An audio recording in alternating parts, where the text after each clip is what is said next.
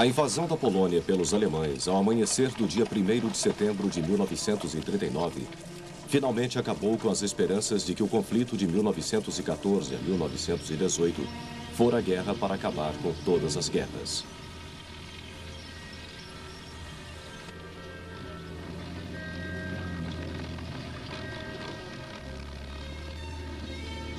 As tentativas de manter a paz através do desarmamento fracassaram.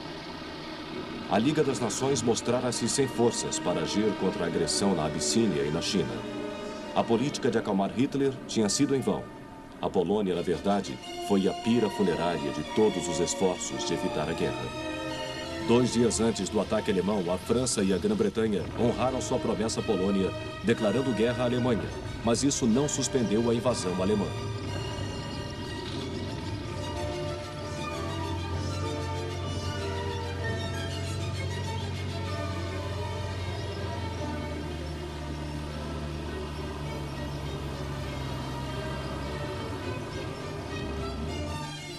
Nem mesmo em Berlim havia vestígios da euforia que tinha recebido a guerra em agosto de 1914, não apenas pelas lembranças da carnificina da Grande Guerra, mas também por causa da crença amplamente sustentada de que agora a guerra seria caracterizada principalmente pelas grandes forças aéreas atacando as cidades. Hitler via a guerra como a única maneira de dominar a intransigência polonesa, e a Grã-Bretanha e a França como o último recurso para refrear sua ambição. Mussolini, aliado de Hitler, não estava preparado para a guerra e, no momento, se contentava em permanecer como espectador. Stalin, tendo assinado com Hitler um pacto de não agressão às vésperas da guerra e diante das tentativas anglo-francesas de formar uma aliança com a Rússia, como aquela de 1914, preparou-se para se apossar da Polônia Oriental, mas apenas uma vez os alemães destruíram completamente as forças armadas polonesas. Os Estados Unidos, como fizeram em 14, mantiveram sua política isolacionista, com Roosevelt declarando a neutralidade do país. O maior medo da Alemanha sempre foi a guerra simultânea em 2 frontes, leste e oeste. Ao contrário de 1914, Hitler não enfrentou a ameaça de uma invasão russa. Não obstante, a Polônia tinha que ser invadida rapidamente se ele quisesse poder se opor a qualquer ataque anglo-francês vindo do oeste.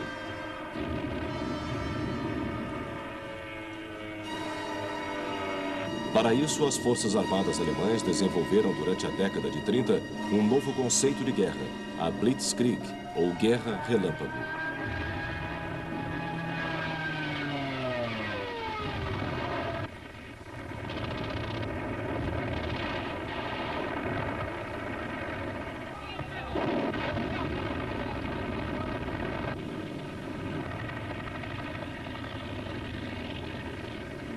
Os 2 ingredientes essenciais da Blitzkrieg eram os Panzer, divisões de tanques de deslocamento rápido combinadas com a força aérea, especialmente os caças de mergulho Junkers Ju-87 Stuka.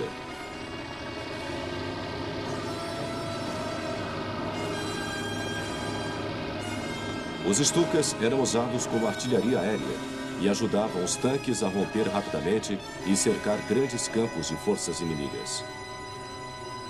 Esses campos seriam reduzidos pela infantaria que vinha logo atrás. Mas esses ainda confiavam muito em seus pés, como fizeram em 1914, e sempre havia o perigo de os tanques ficarem muito à frente deles. O maior problema da Polônia é que ela tinha extensas fronteiras para defender. Havia a fronteira alemã no oeste e ao norte com a Prússia Oriental. E para completar, havia uma nova ameaça, desde março de 1939, das forças alemãs na Eslováquia. Os poloneses podiam competir com os alemães em efetivo e não lhes faltava coragem. Suas forças armadas, entretanto, estavam relativamente fracas em equipamento.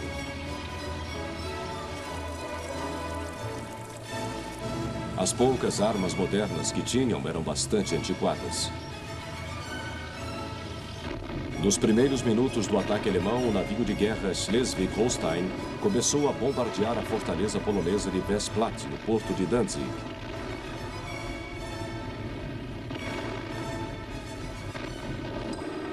Enquanto isso, a Luftwaffe atacava os campos de pouso para destruir o maior número possível de aviões poloneses em terra. No esforço para repelir a invasão dos aviões alemães, a Força Aérea Polonesa tentou lutar contra eles no ar, mas os custos foram altos.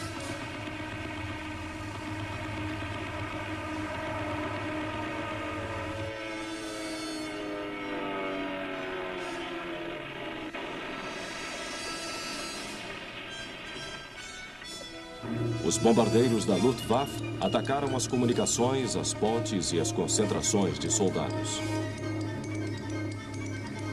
O povo polonês rapidamente conheceu a terrível face da guerra moderna.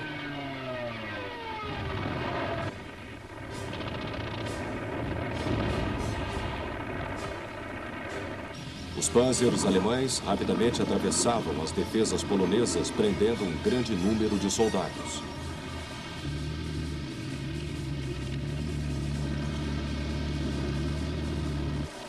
A infantaria que os acompanhava reduzia esses campos, enquanto os panzers pressionavam. Os campos renderam milhares de aturdidos prisioneiros poloneses.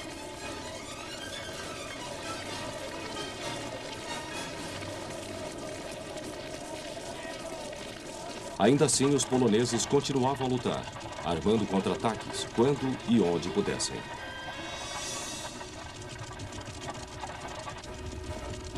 Em desespero, mandaram a nata de seu exército, a cavalaria, em ataques suicidas contra os tanques alemães.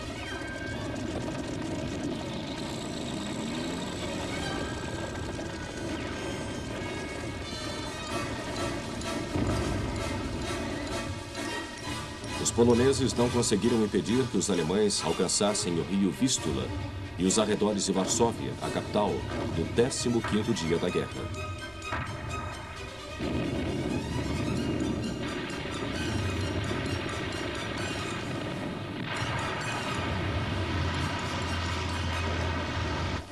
Agora as esperanças polonesas repousavam num ataque anglo-francês contra a Alemanha, vindo do oeste. Na verdade, a França fez um pequeno avanço para o interior de Sarre.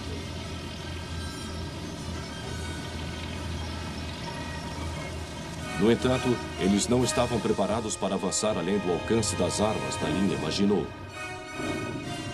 A primeira tentativa alemã de invadir Varsóvia fracassou. Isso porque os poloneses estavam determinados a defender sua capital e se recusaram a render-se.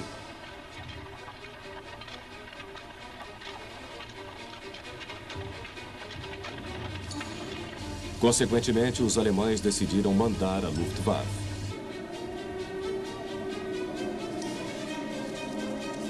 E assim os cidadãos de Varsóvia passaram pela mesma experiência dos cidadãos de Madrid e Guernica, na Espanha, e Xangai e Nanquim, na China.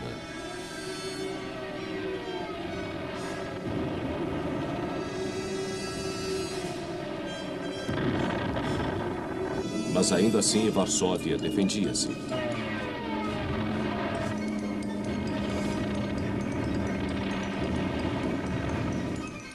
Em 17 de setembro, os alemães passaram pelo corredor polonês. Ataques no sul pela Prússia Oriental e no leste pela Alemanha acabaram totalmente com Varsóvia, enquanto um ataque posterior da Eslováquia invadia o sul da Polônia.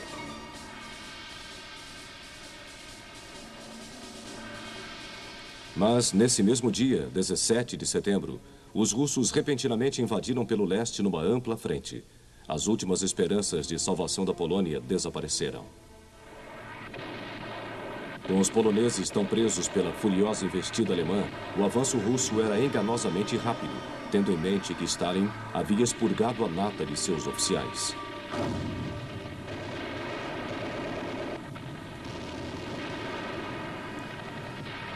As forças alemãs continuavam a avançar em direção ao leste. 2 dias mais tarde, elas encontraram os russos avançando para Brest-Litovsk, cenário do Tratado de Paz entre os dois países em março de 1918.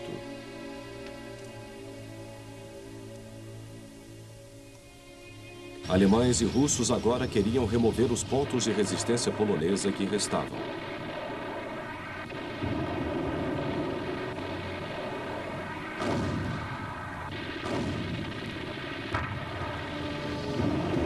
Mas os poloneses ainda lutavam.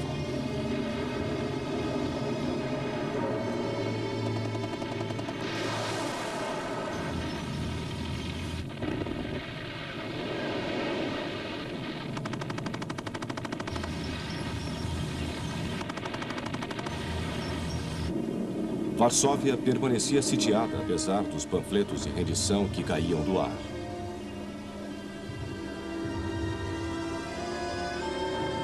Os ataques da Luftwaffe continuavam. Todos os serviços públicos foram destruídos e o rio Vístula era a única fonte de água.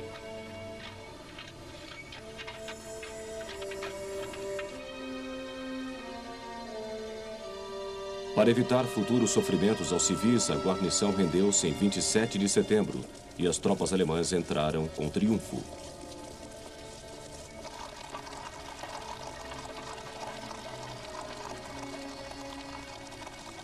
Alguns soldados poloneses conseguiram escapar e finalmente dirigiram-se para a França para formar um novo exército. O general Władysław Sikorski também formou um governo no exílio em Paris. Na Polônia, a última resistência acabou em 5 de outubro de 1939.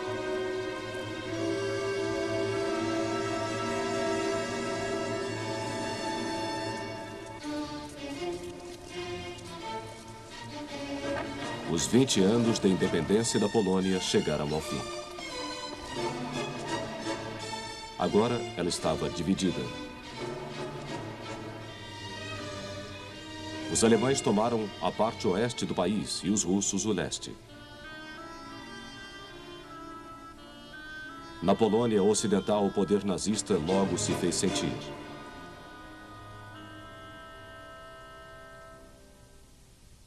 O destino de muitos dos poloneses capturados pelos russos só começou a ser revelado em 1943, quando os alemães descobriram uma vala comum com corpos de 4.000 oficiais poloneses em Katyn, na Rússia Ocidental.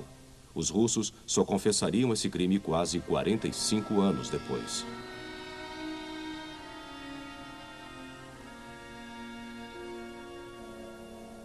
Com a Polônia destruída, Hitler agora voltava-se para o Ocidente, deslocando a maior parte de seus exércitos e ordenando que se preparassem para atacar a Holanda, a Bélgica e o norte da França, em meados de novembro.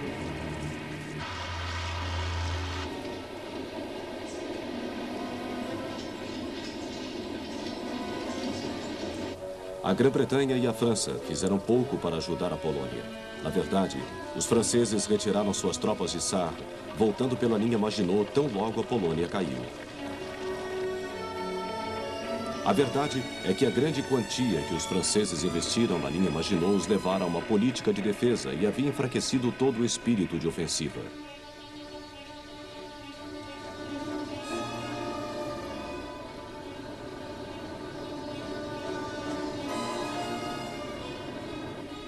Da mesma maneira, a Grã-Bretanha estava preocupada em levar um grande exército para a Europa continental, como fizera 25 anos antes, mas faltava o equipamento necessário. Entretanto, assim como em 1914, eles mandaram 4 divisões cruzar o Canal da Mancha.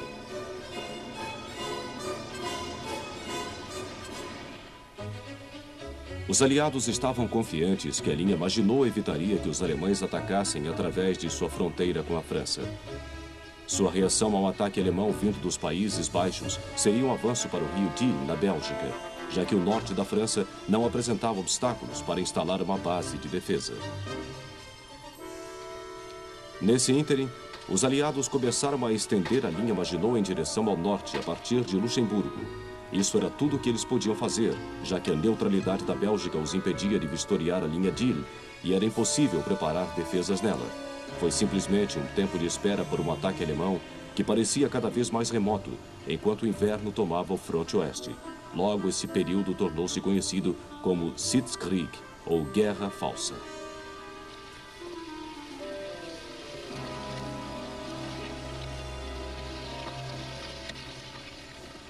Londres e Paris esperavam pelo violento ar que havia engolido Varsóvia.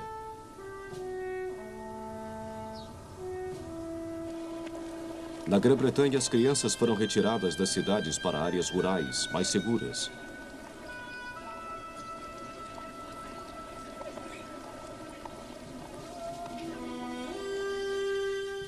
Todos os civis carregavam consigo máscaras contra gases porque se temia que a Luftwaffe usasse essa arma em grande escala. Mas as forças aéreas de ambos os lados estavam bem conscientes de que ataques a alvos civis poderiam trazer retaliações da mesma espécie.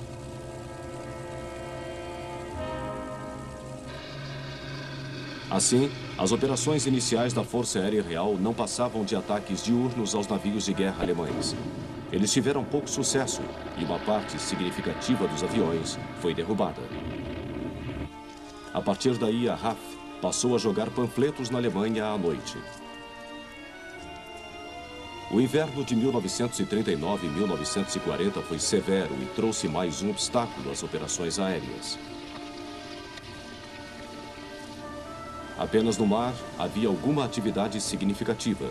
O panorama tornava claro que, ao contrário de 1914, a guerra submarina seria ilimitada.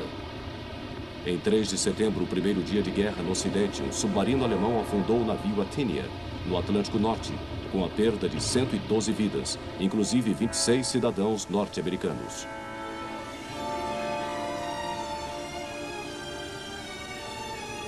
Imediatamente, a Grã-Bretanha instituiu os comboios e declarou total bloqueio à Alemanha. Entretanto, era preciso tempo para organizar um comboio, e a Marinha Real tinha uma grande deficiência de navios de escolta. Consequentemente, antes de o ano terminar, 57 dos submarinos alemães que estavam em ação quando a guerra foi deflagrada tinham afundado mais de 100 navios, principalmente os que navegavam sozinhos.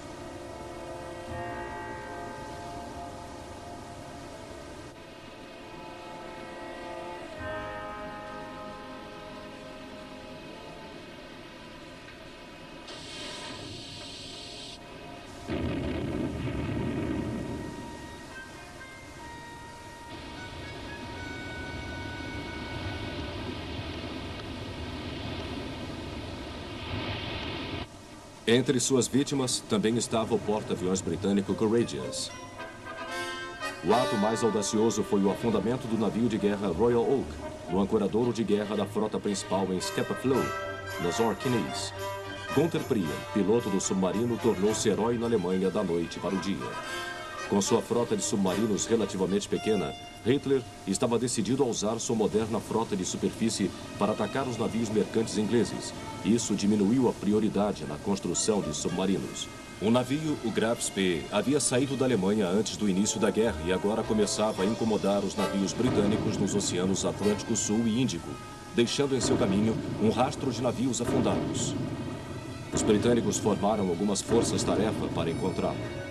Finalmente, ele foi localizado por 5 cruzadores que operavam nas Ilhas Falkland. Em 13 de dezembro, eles entraram em combate com o Graf Spee na costa da Argentina, próximo ao estuário do Rio da Prata. Apesar de menos armados, os navios britânicos o forçaram a procurar refúgio no porto neutro de Montevideo. O capitão Hans Langsdorff, acreditando que uma força maior havia chegado e estava esperando por ele no estuário do Prata, afundou seu navio para não permitir que fosse afundado pelos inimigos. Alguns dias depois, ele cometeu suicídio.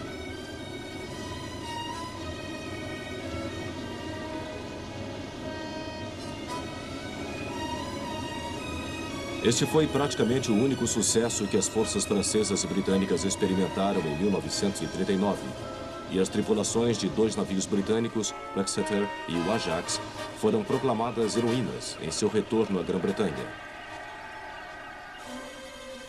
A atenção anglo-francesa também voltou-se para a Escandinávia antes do final do ano. Stalin temia que seu pequeno vizinho do norte, a Finlândia, que havia se livrado do controle russo em 1919, poderia permitir que as forças alemãs passassem. Isso criava uma ameaça a Stalingrado, que era como Petrogrado então se chamava, e também uma ameaça ao porto ártico vital de Murmansk. Assim, ele exigiu da Finlândia uma troca de território, oferecendo-lhes uma região desolada em troca das áreas que garantiriam Murmansk e Leningrado. Os finlandeses se recusaram, e em 30 de novembro de 1939, as forças de Stalin os atacaram. Considerando a inferioridade numérica em homens e a falta de armas modernas da Finlândia, teria sido uma vitória fácil para os russos.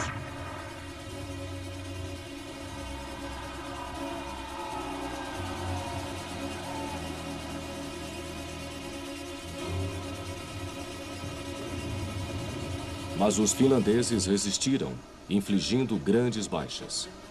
Os expurgos de Stalin haviam afetado tanto as linhas mais antigas das forças armadas soviéticas que elas agora eram comandadas por oficiais inexperientes.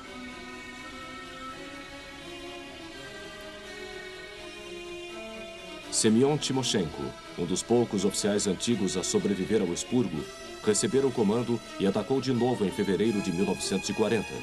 E os ataques aéreos russos logo começaram a mostrar bons resultados.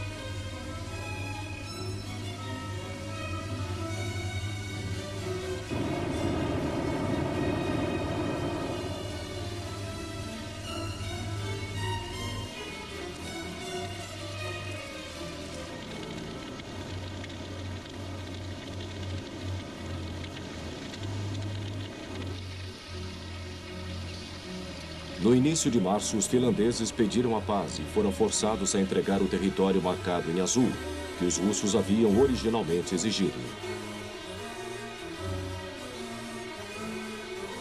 O resultado foi um êxodo em massa dos finlandeses das regiões cedidas. Os aliados ocidentais tentaram ajudar os finlandeses, passando soldados através de Narvik. O minério de ferro sueco mandado para a Alemanha também passou por esse porto. A marinha alemã também era atraída pelos fiordes noruegueses como bases para suas operações contra a Grã-Bretanha. Assim, Hitler ordenou que os planos de invasão fossem executados. Em 16 de fevereiro de 1940, o destroyer britânico Cossack entrou num fiorde norueguês e resgatou marinheiros capturados pelo Graf Spee do navio-prisão Altmark, que havia se refugiado ali. Isso acelerou o planejamento alemão e, em 6 de abril, sua frota de invasão começou a eliminar qualquer ocupação aliada na Noruega.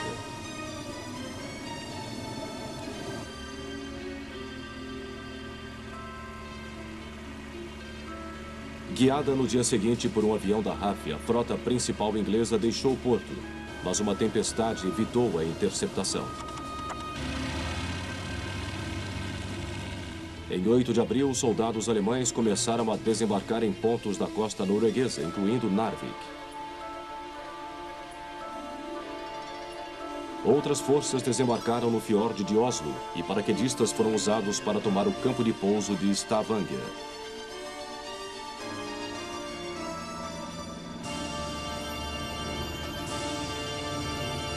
As tropas norueguesas, fracas e pouco preparadas, puderam fazer muito pouco diante desses ataques simultâneos.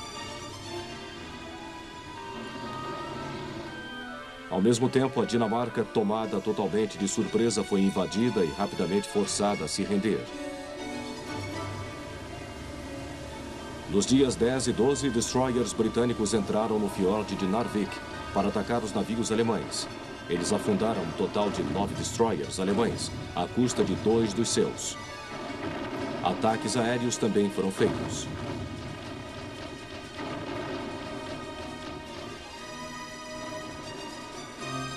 Esses ataques virtualmente isolaram as forças terrestres alemãs em Narvik. Apressadamente reunidas, as forças terrestres aliadas agora também desembarcavam na costa norueguesa. Nesse meio tempo, os alemães haviam entrado em Oslo e começavam a avançar em direção ao norte para reunir seus desembarques. Os alemães dispunham de superioridade aérea e isso os permitiu isolar os desembarques aliados e forçá-los a evacuar as cabeças de praia, uma após outra.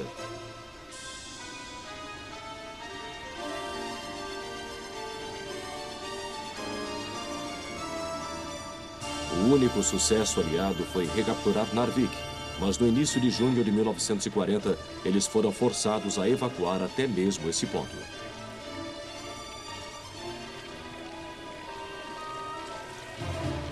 Mais uma vez, as forças alemãs triunfaram.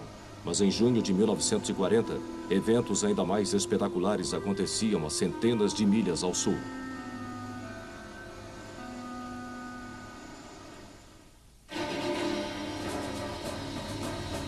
Para Hitler, a Noruega era apenas um desvio de seu objetivo principal, que era tomar os Países Baixos e o norte da França, onde criaria bases aéreas e navais, de onde ameaçaria a Grã-Bretanha.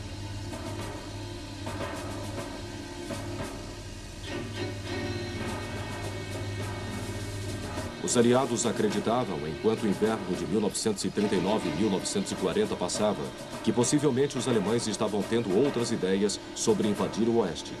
Certamente, o clima severo havia provocado atrasos, assim como havia comprometido o plano quando um avião alemão fez um pouso forçado na Bélgica em janeiro de 1940.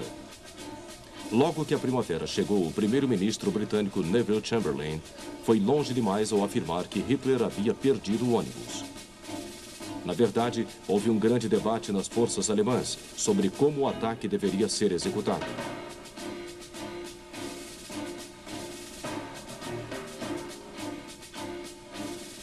O exército alemão no oeste estava organizado em 3 grupos.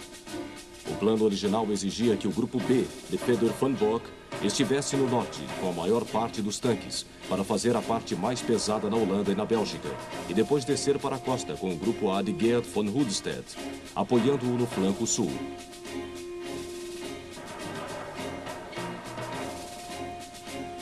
O menor grupo, o C de Wilhelm von Leer, deveria permanecer na defensiva no front da linha Maginot.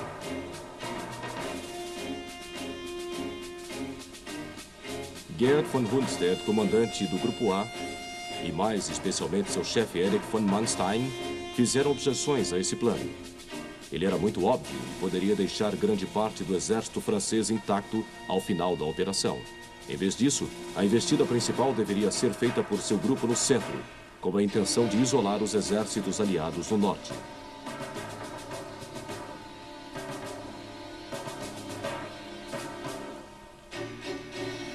O grupo B poderia vencer a Holanda e atrair a atenção dos aliados ao norte, enquanto o grupo C manteria seu papel defensivo no front da linha Maginot.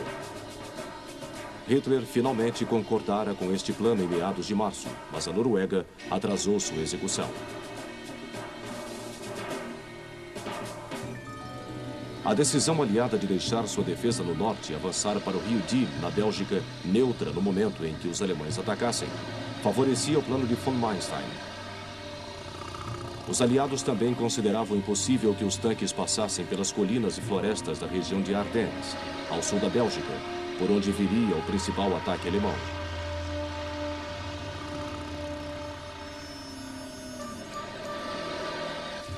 Os aliados também tiveram outras desvantagens.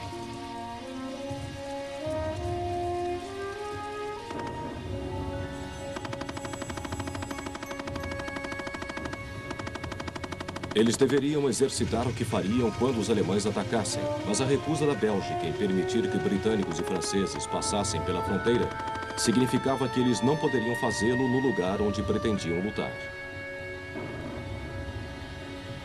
Os aliados, especialmente os britânicos, haviam reforçado seus exércitos durante o inverno, mas muitas divisões britânicas estavam pouco equipadas.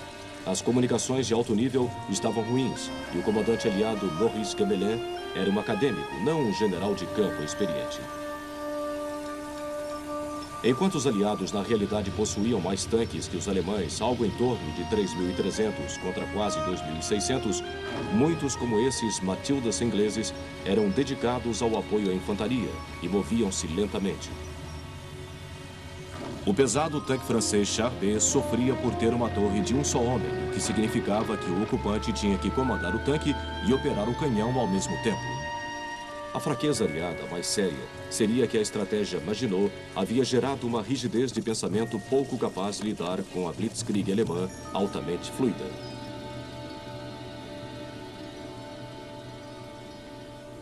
O ataque alemão finalmente foi disparado antes do amanhecer do dia 10 de maio. A aviação alemã atacou bases aéreas holandesas, belgas e francesas, disposta a destruir quanto fosse possível das forças aéreas aliadas em terra.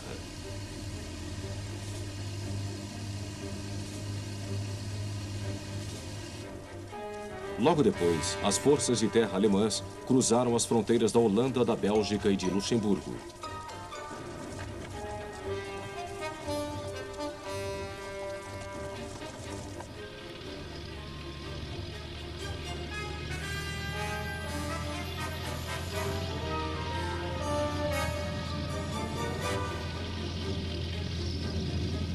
No norte, paraquedistas foram usados para defender pontes vitais necessárias para o avanço de Von Bock.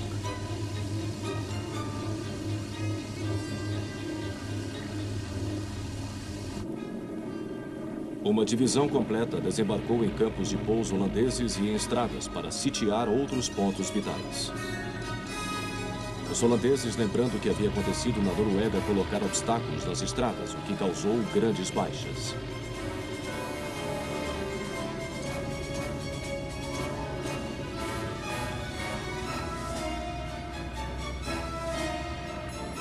Não obstante, o exército holandês, com suas armas obsoletas, não era páreo para a máquina de guerra alemã altamente treinada e grande parte do país foi tomada em apenas 5 dias. Em 14 de maio, os alemães exigiram a rendição do maior porto de Rotterdam. Os holandeses hesitaram e imediatamente uma grande força de bombardeiros decolou para atacar a cidade.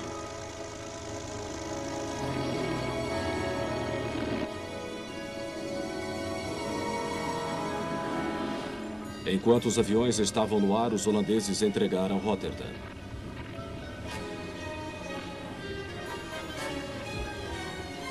Infelizmente, os bombardeiros alemães não puderam ser parados e a maior parte de Rotterdam foi destruída.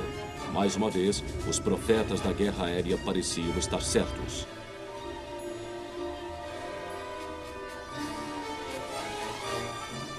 No dia seguinte, o governo holandês capitulou.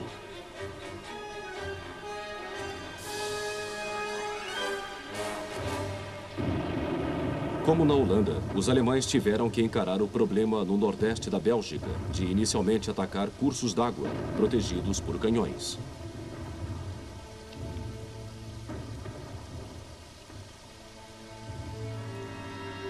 A chave dessas defesas era o forte de Eben Emael, que fora atacado por paraquedistas trazidos por planadores.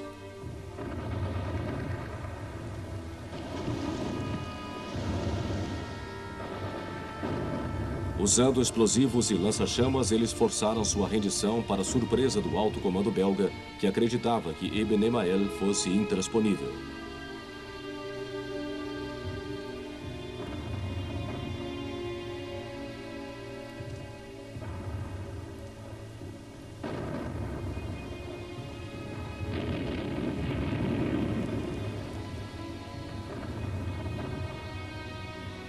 O principal avanço na Bélgica poderia então continuar, e logo os alemães estavam avançando em direção a oeste.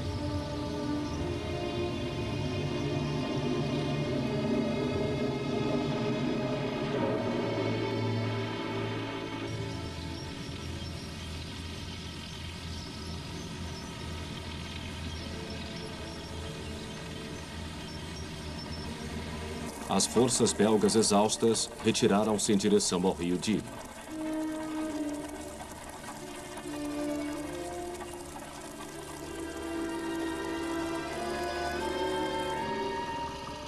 Enquanto isso, o melhor do exército britânico e francês havia entrado na Bélgica em 10 de maio para tomar suas posições no rio Dive.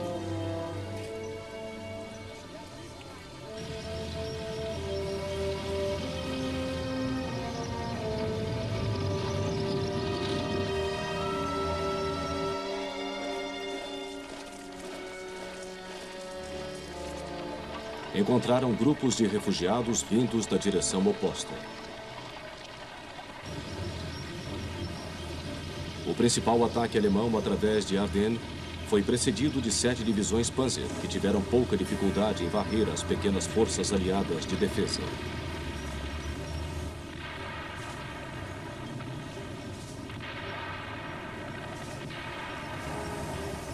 Na tarde do dia 12, eles haviam alcançado o rio Meuse e começaram a lutar com as defesas francesas na margem oeste.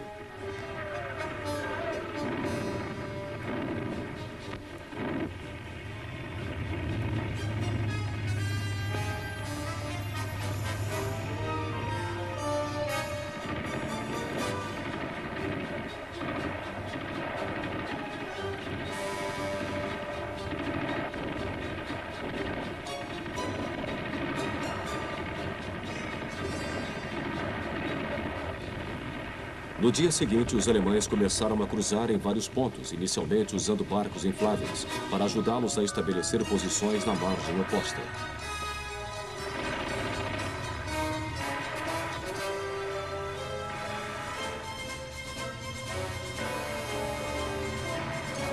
A artilharia francesa foi pesada no início.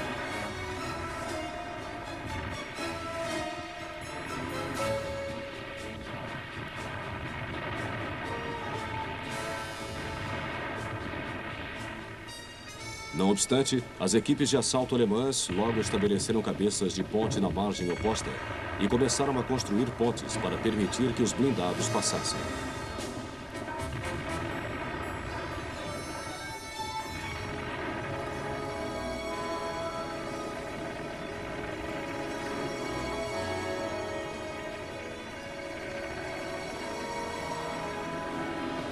Enquanto isso, a artilharia alemã atingia as defesas francesas.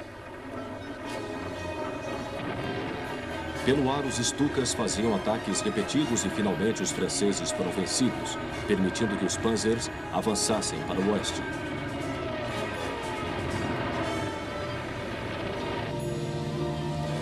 Ataques aéreos aliados às pontes falharam.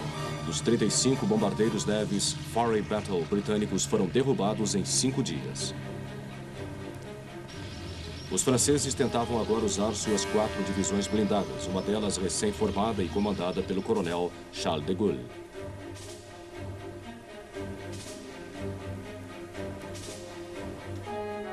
Eles tentaram atacar o flanco cada vez mais exposto ao avanço dos Panzer, mas seu sistema de controle e comando desajeitados, aliados a um planejamento mal feito, significava que estavam sendo mandados para a batalha, já derrotados.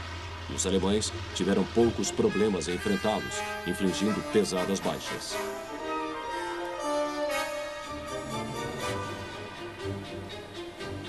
Em 15 de maio, os exércitos aliados do norte suportavam com firmeza a pressão do grupo de von Bock.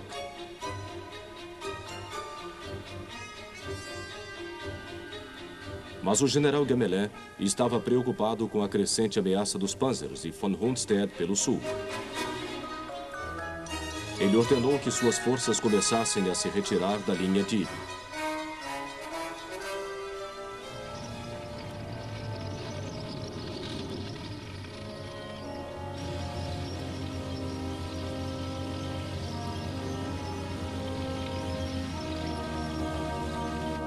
Esta repentina ordem de retirada foi uma desilusão para os soldados aliados que achavam estar dando o melhor de si.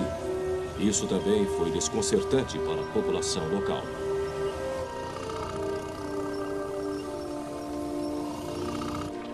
A crescente onda de refugiados bloqueava as estradas e tornava a retirada muito mais difícil. As divisões Panzer de von Rundstedt continuavam a varrer em direção ao oeste, criando mais confusão, quanto mais penetrava. O próprio Gamelin era incapaz de tomar decisões e em 19 de maio foi substituído por Maxime Weygand. Ao mesmo tempo, o Marechal Henri Pétain, herói de Verdun, em 1916, foi nomeado primeiro-ministro adjunto. Weygand tentou coordenar os ataques dos tanques britânicos e franceses aos flancos do avanço Panzer. Apesar de os britânicos terem parado alguns tanques alemães temporariamente, seus tanques foram mais uma vez repelidos.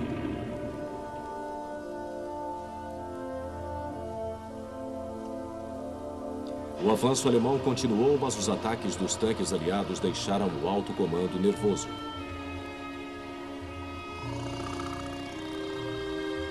Isso aconteceu especialmente porque o corpo principal da infantaria ficava cada vez mais para trás.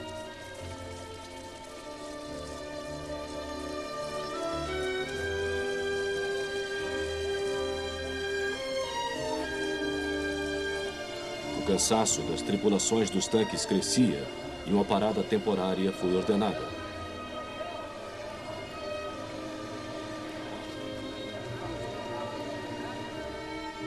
Mas o general Heinz Guderian, um dos principais arquitetos da Blitzkrieg, estava determinado a não dar descanso aos aliados e continuou pressionando.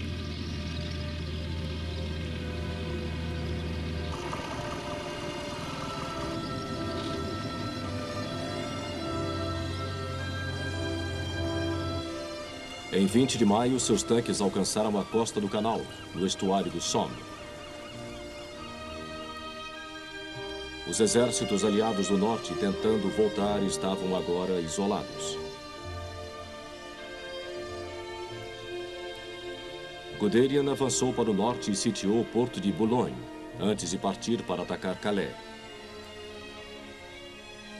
Lá, uma brigada britânica agressivamente organizada havia acabado de chegar da Grã-Bretanha para reforçar os defensores franceses.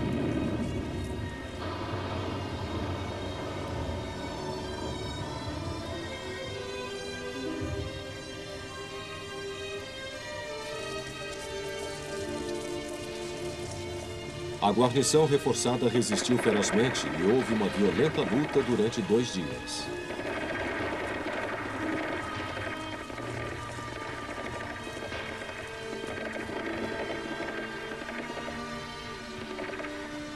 No fim, o poder superior dos alemães falou mais alto e os defensores foram forçados a se defender. Isso deixou o laço alemão mais apertado em torno do pescoço dos exércitos aliados do norte. Eles foram totalmente isolados, os exércitos franceses na linha Maginot e ao sul do rio Somme.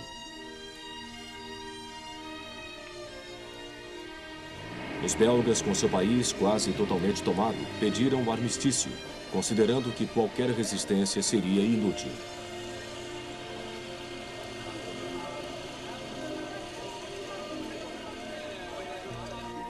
E em 27 de maio, eles se renderam. O vácuo criado pela rendição forçou os britânicos e os franceses a um perímetro ainda menor.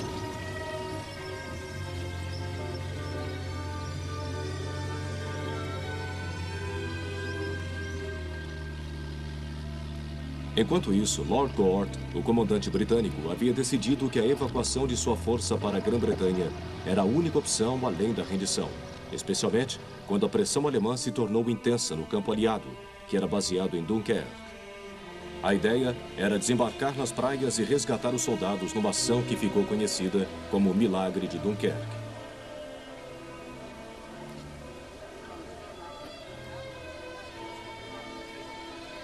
Na Grã-Bretanha, uma grande frota composta de destroyers, balsas que cruzavam o canal e até de barcos de recreio foi rapidamente agrupada.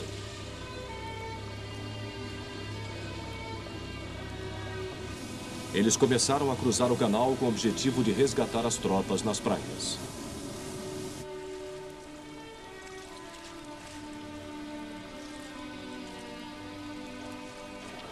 A evacuação começou em 29 de maio.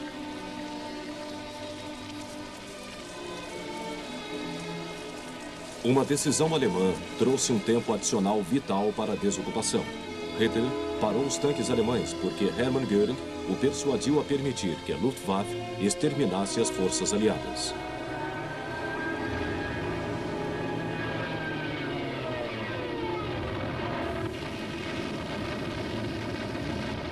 Vários barcos foram afundados.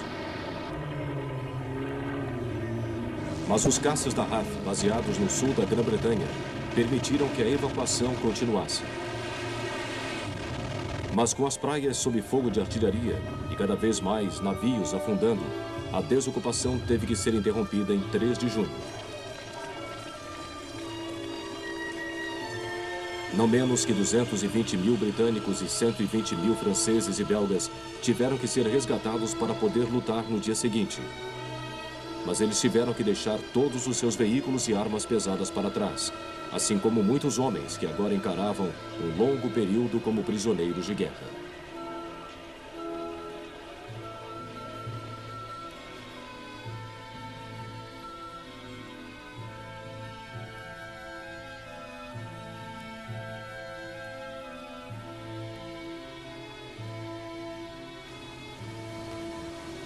Foi uma derrota devastadora. Mas a Batalha da França ainda não havia terminado e ainda havia muito trabalho a ser feito antes que os soldados alemães pudessem saborear os frutos da vitória.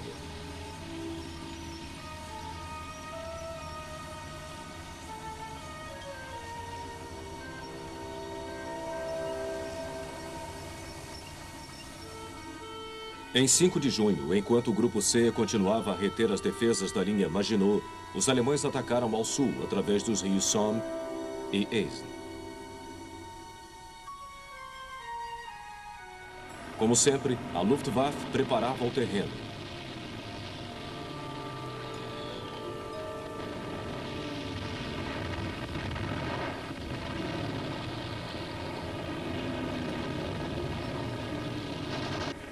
No início, a resistência francesa era feroz e os alemães tiveram que lutar para derrubar suas cabeças de ponte.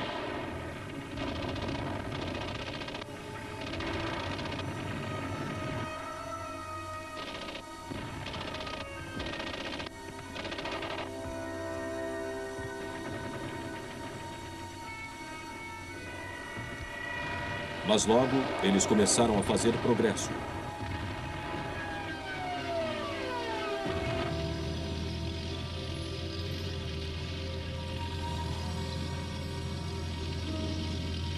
Uma gota de rendição francesa logo se tornou uma enxurrada.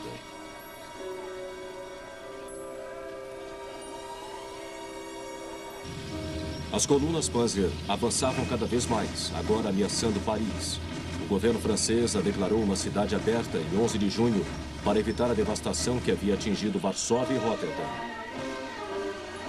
4 dias depois, os alemães tomavam o prêmio que os havia atraído tanto em 1914.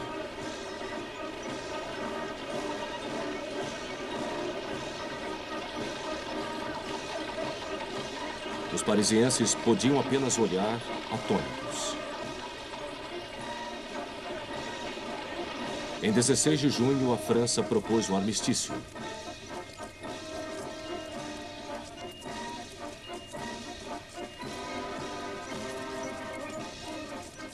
Nesse momento, os alemães haviam finalmente começado a atacar a linha Maginot, que havia sido envolvida pela ofensiva do norte. Os defensores franceses não podiam fazer muito, a não ser oferecer pequena resistência.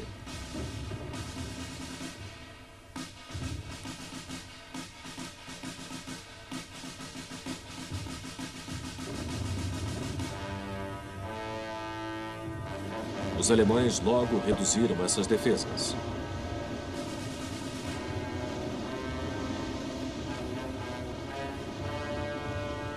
E então ocuparam a linha Maginot.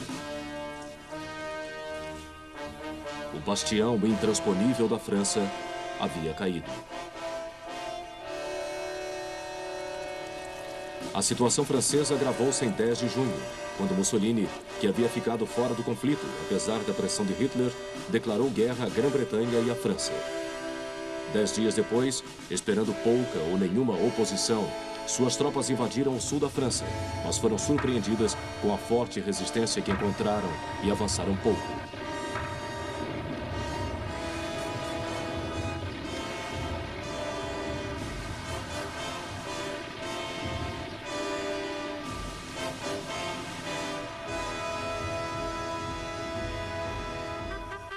Apesar de os britânicos serem forçados a retirar suas forças da França, eles tentaram mandar outra força expedicionária, desta vez a Cherbourg. Mas na época em que foi organizada, incluindo até uma divisão canadense, e começou a chegar a Cherbourg, já era muito tarde e tiveram que retornar à Grã-Bretanha. Mesmo que tivesse sido desembarcada, a força teria feito pouca diferença. Era muito pequena e fracamente equipada para encarar a batalha mantida pelos alemães por muito tempo.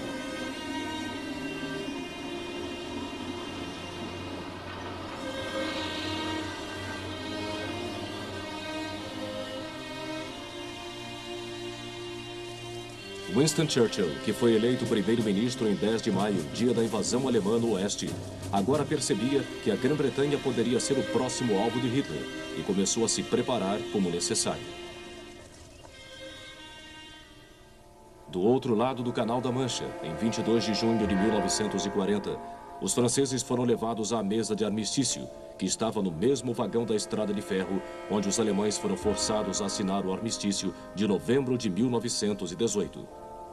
Isso era a indignidade final para os franceses. Mas um momento de triunfo supremo